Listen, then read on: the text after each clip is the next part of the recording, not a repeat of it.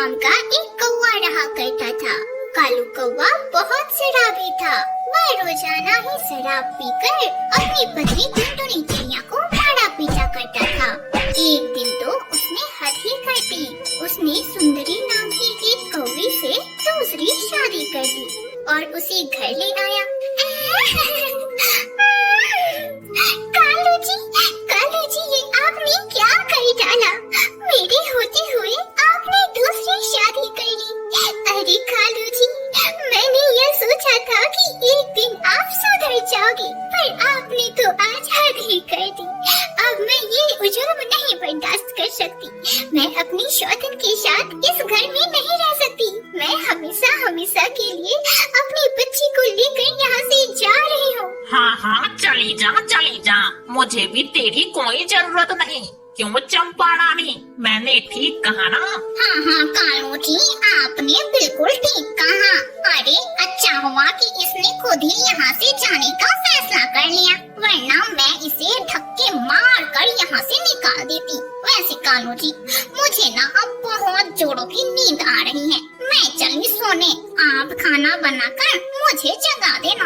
टुनटुनी चिड़िया रोती हुई अपनी बच्ची को अपने साथ लेकर अपने मुँह बोले भाई बंटी कबूतर के पास पहुँचती है। अरे टुनटुनी बहन, मेरे घर अचानक ऐसे क्या बात है? और तू रो क्यों रही है? आखिर बात क्या है बहन, तू मुझे बता। पर बेचारी टुनटुनी चिड़िया तो फूट फूट कर रोई जा रही थी। उससे तो कुछ बोला ही नहीं जा रहा था। मामा जी, मेरे पापा ने दूसरी शादी कर ली और मम्मा और मुझे घर से भगा दिया। अरे बहना, मैं ये क्या सुन रहा हूँ? क्या पिंकी सही बोल रही है? अरे बहना, तू चल मेरे साथ, चल उस कौवे के पास। मैं उस कौवे को मार मार कर ना उसके पैर तोड़ डालूंगा और उसे ऐसा सबक सिखाऊंगा कि वो जिंदगी भर याद रखेगा उसने मेरी बहना को रुलाया है। नहीं भैया, उन्होंने मुझे घर से नहीं निकाला। मैं खुद उन्हें छोड़कर आ गई। अरे उन्होंने तो दूसरी शादी कर ली, फिर मेरा उनके पास रहने का क्या मतलब बनता? इसलिए मैं उन्हें छोड़कर आ गई। पर भैया आप चिंता मत करो, मैं और मेरी बेटी तुम पर बोझ नहीं बनेंगी। मैं कोई काम ढूंढ लूंगी और अपनी बिटिया का लालन पालन करूंगी। भैया बस आप मेरी एक मदद कर दो, आप मुझे कहीं काम दिला दो। अच्छा ठीक है बहना, मैं तेरे लिए काम की व्यवस्था कर दूंगा।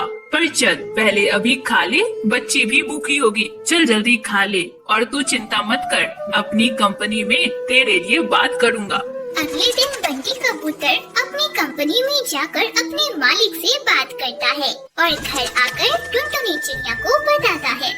बधाई हो टुनटुनी बहना, तुम्हें काम मिल गया है। अब चलो इसी बात पर कुछ मीठा बनाकर अपने भैया को खिला दो। मम्मा आप कितनी स्वादिष्ट जलेबियाँ बनाती हो। मम्मा आप मीठे में ना जलेबियाँ ही बनाओ। क्या कहा पिंकी बिटिया? जलेबियाँ तो मुझे बहुत पसंद है। देखना टुनटुनी बहना, मैं तो पेट भरकर जलेबियाँ खाऊंगा। अरे वाह बहना, तुमने तो वाकई में बहुत ही स्वादिष्ट जलेबियाँ बनाई है। बहना अगर मेरी मानो तो तुम ना नौकरी करना छोड़ दो और अपना व्यापार शुरू करो। हाँ, जलेबियों का व्यापार। तुम्हें पता है यहाँ आसपास कहीं भी मिठाई नहीं मिलती है। यहाँ के पक्षी शहर के जंगल जाकर मिठाई खाते हैं। अगर तुमने यहाँ जलेबी का ठेला खोल दिया ना तो तुम्हारी तो चल पड़ेगी और बहुत आमदनी भी होगी। बंटी मामा जी, आपको पता है मेरी मम्मा और भी कई तरह की मिठाइयाँ बनाना जानती है, जैसे लड्डू, बर्फी।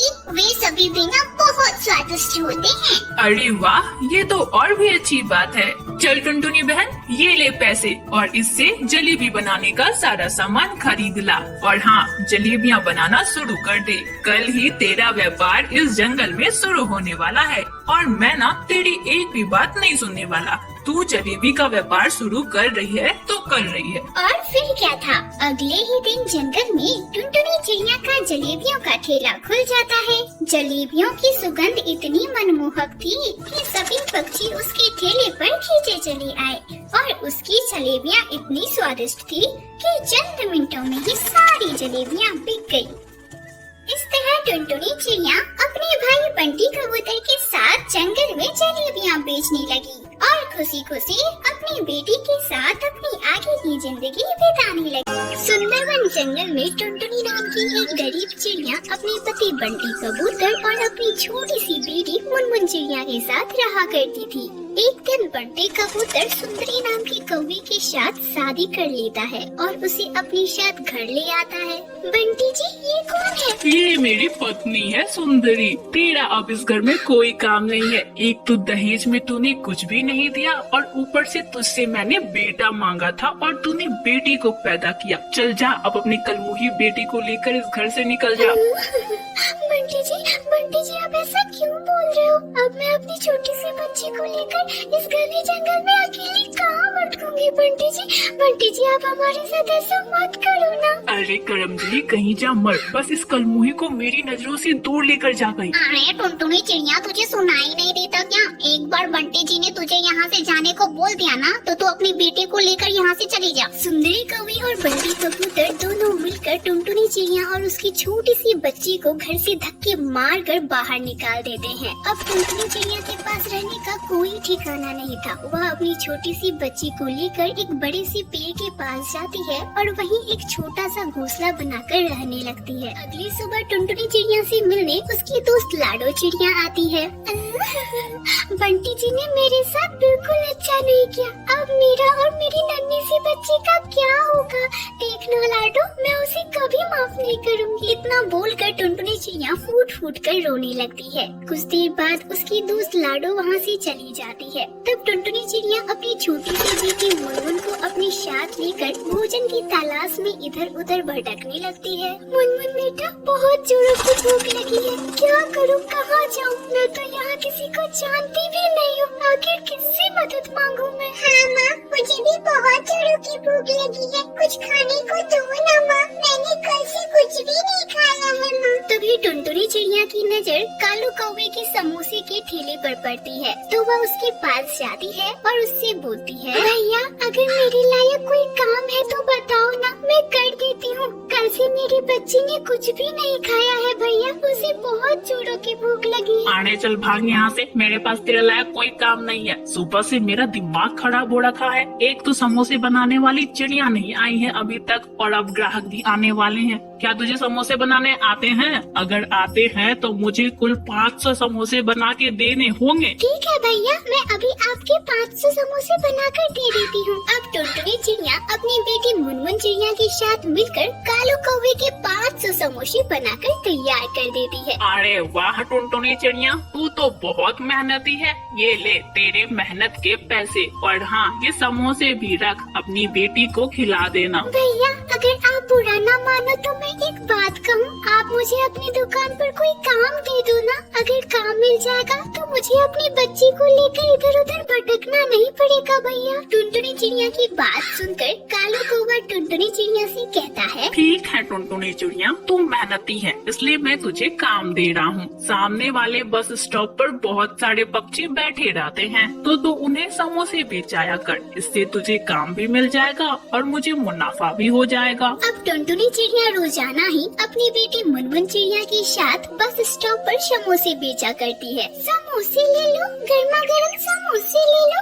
आओ कबूतरी बहन, बताओ कितने समोसे दे दो? अरे टुनटुनी चिड़िया, 4 समोसे दे दे मुझे, बड़े ही जोरों की भूख लगी है। हाँ, अब इसी तरह टुनटुनी चिड़िया अपनी बेटी मुनमुन चिड़िया के साथ मिलकर बस स्टॉप पर समोसे बेचा करती और अपनी जिंदगी खुशी खुशी बिताया करती।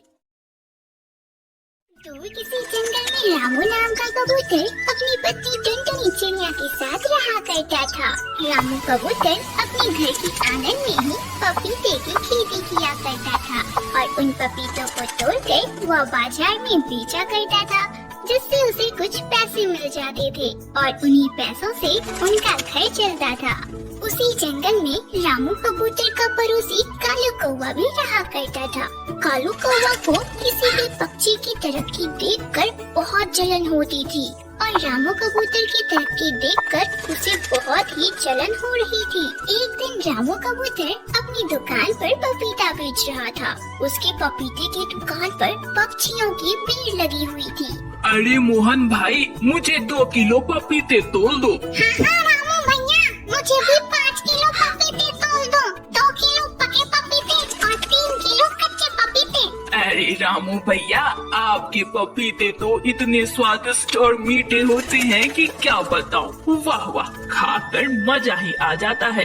भैया ऐसा करो, 4 किलो पके पपीते मुझे जल्दी से तोल दो। यह सब अपनी दुकान पर बैठा कालू कौवा देख रहा था।